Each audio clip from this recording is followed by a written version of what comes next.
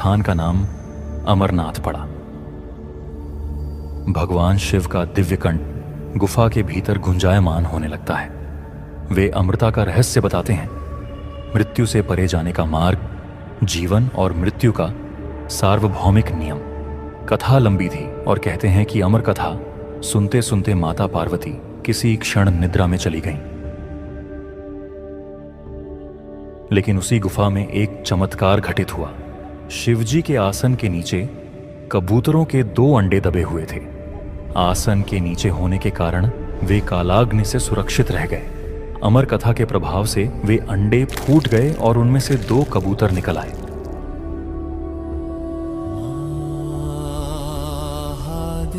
कथा समाप्त होने पर जब शिवजी ने देखा कि माता पार्वती तो सो रही हैं, तो वे क्रोधित हो उठे।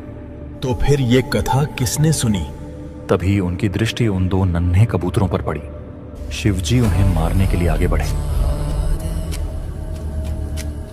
हे महादेव, हमने आपसे अमर होने की कथा सुनी है।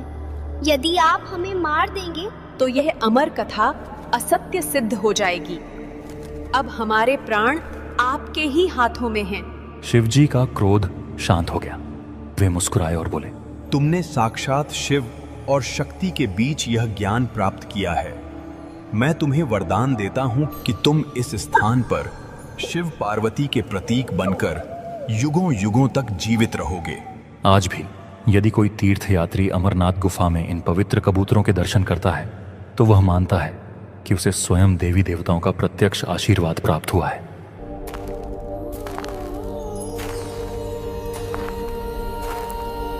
हे प्रभु, आपने मुझे और इन कबूतरों को तो अमरत्व का ज्ञान दे दिया, लेकिन भविष्य में जो आपके भक्त यहाँ आएंगे उनके लिए आप किस रूप में उपस्थित रहेंगे?